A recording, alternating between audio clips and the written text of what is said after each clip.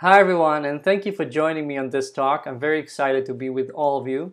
My name is Aviv, and we will be talking about how to manage after you've lost your crutches and be an effective remote manager. But before we dive into that, let's start by painting a picture. Your team right now might be doing something that is quite out of the ordinary for all of you. You are creating software in a world where you no longer are working in the same space. You have to collaborate online. There's no way for you to meet your partners. You have to create all of that work by working a different schedule from your partners sometimes. And you do not have your 9 to 5 or the equivalent amount of time to invest into the work, at least some of you. Working full-time right now might sound impossible for some people. For example, if you have to take care of childcare. And so, many companies are telling me that this is an impossible situation to be in. And what I can advise you, as I've been advising many companies, is to be certain that this is possible to do and even to do at a high level. And we've got plenty of proof. That proof is called open source, because open source is doing all of that we've just described and has taken it into hard mode, because they're working with people they never met physically. They almost never have any online video Zoom calls. Everything has to be done by writing and documenting your thoughts and actual threads of discussions going on. Gasp. And other than that, most of the people contributing to open source are not doing it as part of their full-time job. They have other things to do. So if that is possible, I'm sure that your team of bright, motivated people can create amazing things. They just need some realignment, and you as their leader need to learn how to manage and motivate them better in this new scenario. And that's exactly what we will be discussing next. In my work helping many startups, I sometimes am called the debugger. I help companies debug what's going on, okay, and what's not. And as part of that, when this whole thing started, and I wanted to make sure that the companies I work with are still improving their engineering performance, I started talking to over 100 leaders. And what I saw, asking them, so how's it going, was a very clear dichotomy. About 20% would say, this is amazing. And the rest would say, this is so tough, I don't know what I'm going to do. I'm not going to be talking about the amazing group right now, but if you are one of those, reach out to me, because I think you have a whole set of different issues. But if you're saying, oh my gosh, this is so hard, it's impossible, we're so slower, things are not getting done, I have motivation issues with my people, and so on, I can tell you that you're not alone. Many are experiencing the same. And that is because we are losing our crutches, the crutches that enabled us to manage in the way we were used to. Frankly, I usually say that these crutches are the crutches of micromanagement. And now you might be thinking, there's no way I'm a micromanager, and that's fine if that's what you're thinking. But we all have a bit of that in us usually, because we use all sorts of inputs in order to manage our people. What am I talking about? For most people, inputs is how you determine whether things are going fine. You have these input indicators that let you know if people are working effectively, if there are any issues cropping up. For example, you might be even unconsciously noticing how many hours someone is in the office. Are they starting to work less because of something? And then you might think, oh, they might have an issue. Do you notice longer coffee breaks? The debugging huddles, when you can spot that a bunch of engineers are working on an issue together? And there's, of course, the just checking. You just go by someone's desk and you're just checking. Hey, how are you? What's going on? These are all inputs that we are, as managers, are accustomed to collecting in order to understand whether things are working as they should be. And this does not work. The same way you will not be measuring how many lines of code are being produced, you should not be measuring any other inputs for how well someone is working. It might be easier to do when you're managing in the same office, but long term, I do not find it to be effective, and I think that this whole pandemic is simply helping us realize that faster. And yes, in remote, it works even less. And so in this talk, we are going to be discussing how you can level up your old crutches. We're going to be replacing them with brand new things that will help you to understand how things are going, and we're going to be ditching some of them entirely. But before we do that, I want to prepare you to the fact that we are now in transition to an even harder position, because right now we are starting to work in the hybrid organizations. When everyone are working in the same office, it's okay. When everyone is remote, that is still okay. It's doable, really. The hybrid mode, where some of the people are working in the office and some are remote, is way harder. It requires a lot more attention to making sure that all the subjects we will now cover are being done properly. So keep that in mind, and yes, it is still doable, but what I want to say is that don't rush into the hybrid mode before you realize what it's going to mean for your team, and before you know that it's going to work out the best for the specific teams that started first, because they are the ones that will allow you to learn the most and to optimize how you do it in your organization. So with that in mind, let's start with the principles. What should you be replacing in order to understand things and lose your crutches? So first of all, let us start by understanding that you have to move to a new way of communication. And this is very similar to the way things are done in open source, actually. You can start with having a new decision throughout your team that we are no longer discussing anything in private emails and one-on-one Slack direct messages. Everything should be done in the open unless it's essentially something private between two people. If it's work-related, it should be happening in a way that you can track it. So just as you might be sitting in the same open space and hear Alice tell Jane that there's an issue with this and that, you want to be able to have that same effect in this remote context, so that if someone seems to be noticing an issue, or maybe someone just deployed new code and would like to be aware that there are issues creeping up, this is the way to emulate it and help us remain very, very responsive. So start by saying that from now on, all communication will be done in the open. So no private emails, no private Slack discussions, and make sure that everything is in the right place. So you have proper email groups, proper channels, so that if there's something I need to be apprised of, I know where I should be listening. Having that will also help you as a manager to walk the digital halls. I'm guessing that you walk the halls in some way. Management by walking around has been around since the 70s, but they did not imagine that we will have to manage the way we manage right now, right? And so we know that in this new world, we need to find a new way to keep a pulse of everything going on.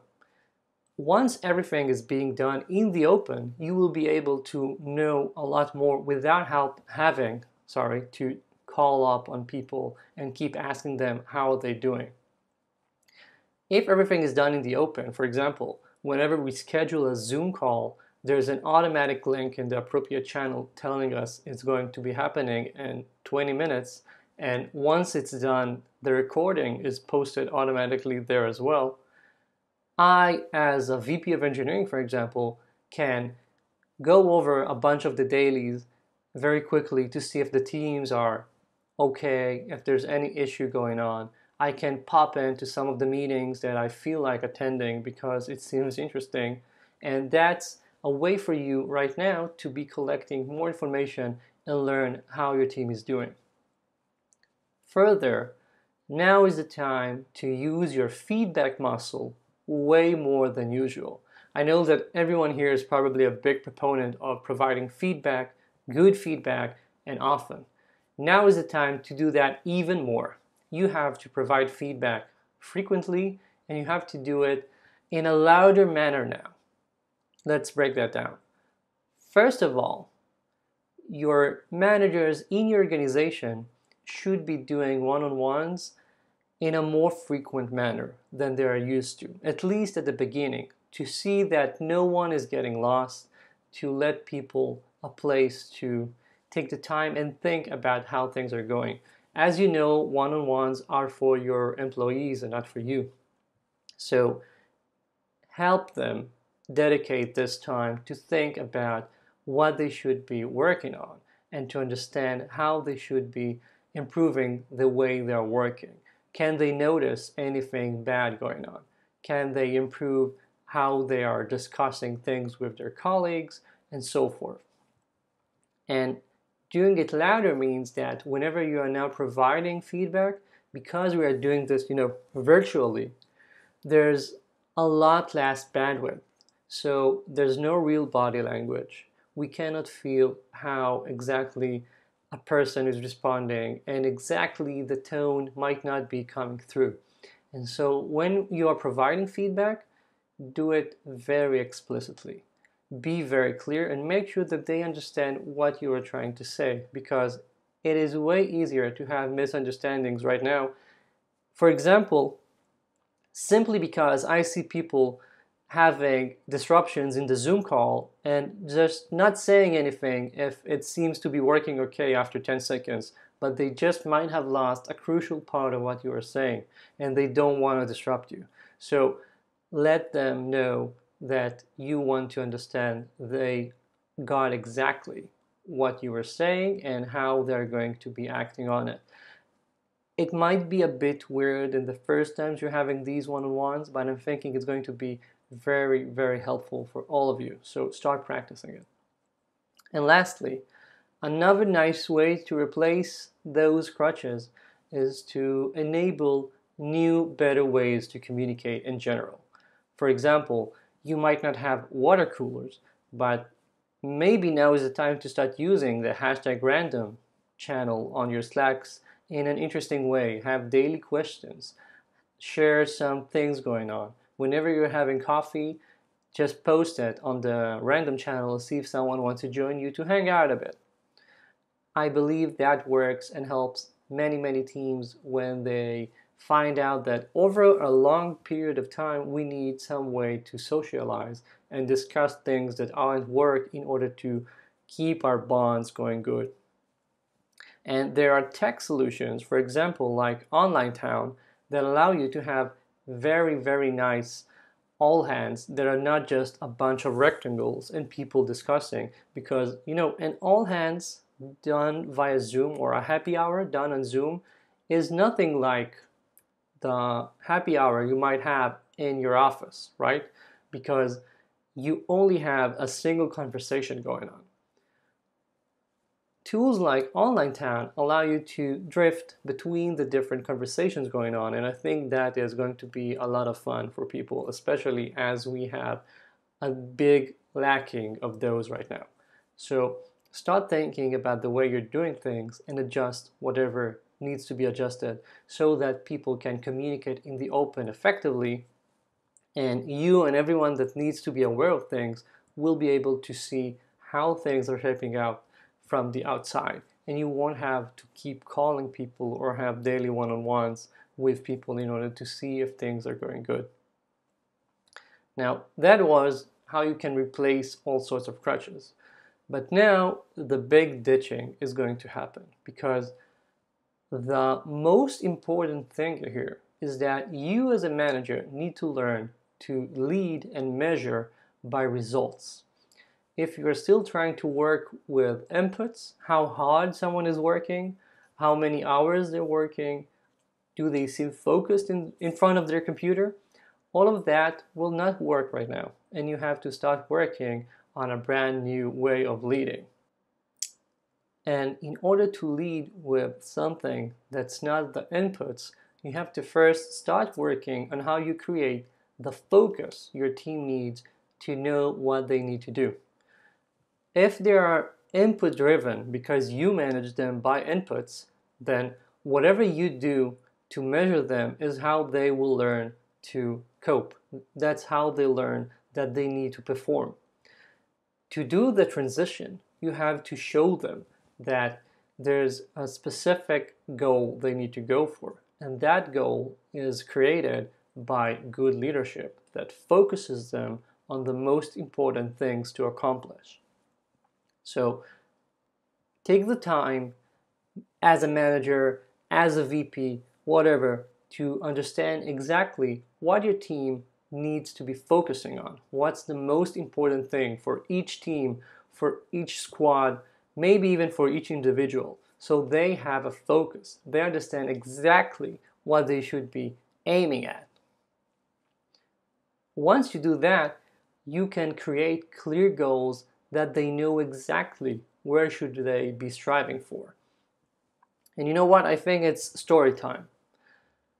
I once helped a company that had a director and a big group under him that essentially were delivering every sprint, everything they were committed to. 100% delivery every single sprint. And you know what? The CEO was not happy at all, because what was being said essentially is that the team seems to be doing a lot of work, but it doesn't seem to be the kind of work they needed. They weren't moving the needle. They were working on so much infrastructure, innovative ideas for the way they work inside the company, but none of it related to the things that mattered the most to the company and resulted in a lot of maybe high quality work, but needless work.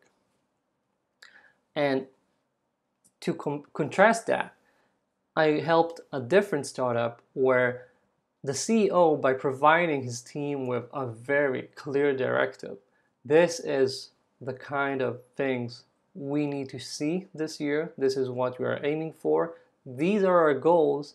Saw his team going from 100 to 1,000 delivery because people started coming up with the right ideas to push on the right things.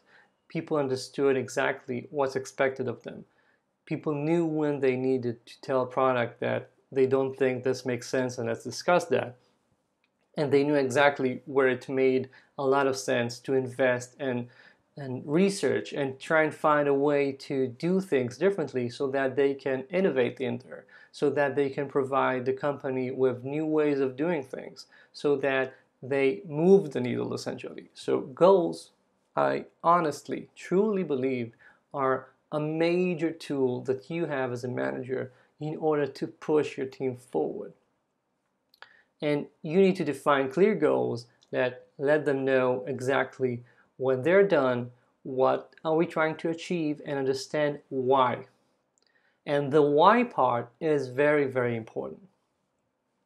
When your people are simply executors, they get a task and they just deliver it without asking why, without understanding the reasoning behind it, you get a long-term issue, because what you get is some sort of an outsourcing department that's placed inside your company. So it's some sort of an insourcing department. But what you truly want is for engineering, for R&D, to be completely in sync with what are we trying to achieve and why we are putting these things on the roadmap. If you understand the why, you can come up with better ideas. You know where to poke things. And I call that product mastery. You want people who are not just very good at the tech they're working on. You want people who are very effective when it comes to understanding why are we doing things, what's important for our customers, what will move the needle, what will provide great results. And all of that means that your people have to understand the product at a very, very high level. And they cannot do that if you, as the manager, don't help them. To get that, you have to provide them, for example, with access to customer interviews, have them shadow the support inbox, or even do support themselves like once a quarter to see how users are using the product. Understand how the sausage is made, how sales are making the sales, what are people asking for, what's important for them. When the CEO reveals the new roadmap, the new strategy, help them understand exactly why things are there. Not just, here's what you need to do and let us be clear on how you execute on it, but here's the big problem we've got. How can we, why is it important to solve it? So here is the big problem we've got, and this is why it's important for us to solve it. By getting that as a regular process in your company, you can have people raise their product mastery and become way better. They can come up with the right timing to prod and say, is that a good idea or not?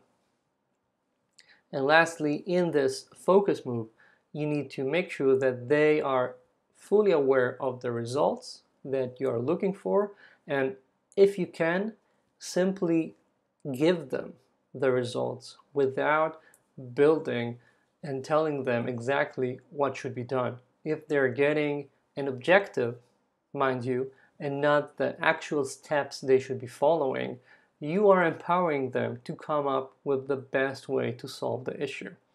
This makes them more engaged. It helps people with being more motivated, feeling self-actualization, and actually striving to become better every day. Because once we're all, very good at the specific tech we're working on, I think the real challenge is understanding how we can help the company achieve more and more results, become better, win the market. And that happens only when people are measured by results and so become motivated, self-motivated in order to achieve those results. This is the ultimate way of empowering people, and once you get the ball rolling, it's amazing in the way it can help people feel so good, strive for things, and come up with new ideas.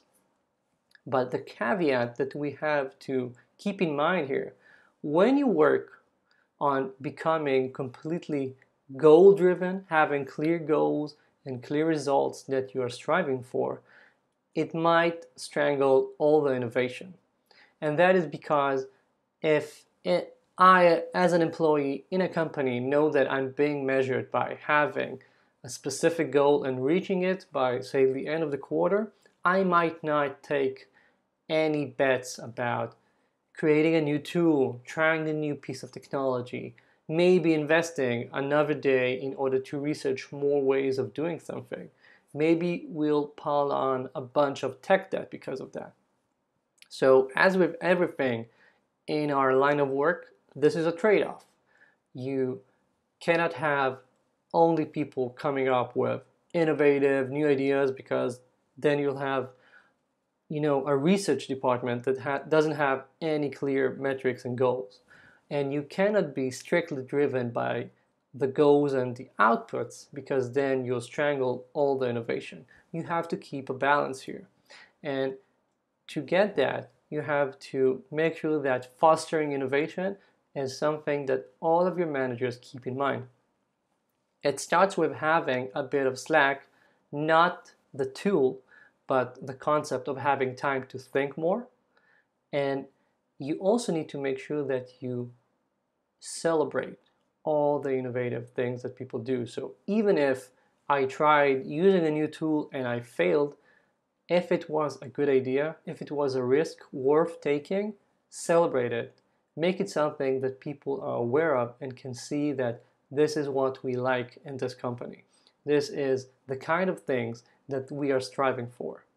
And always measure how many risks people are taking. You want them to have the safety to do these things, because if you do not provide them with the safety and the slack time to try things out, you're going to have a team that continuously delivers but doesn't look long term, doesn't bring you any worthwhile ideas.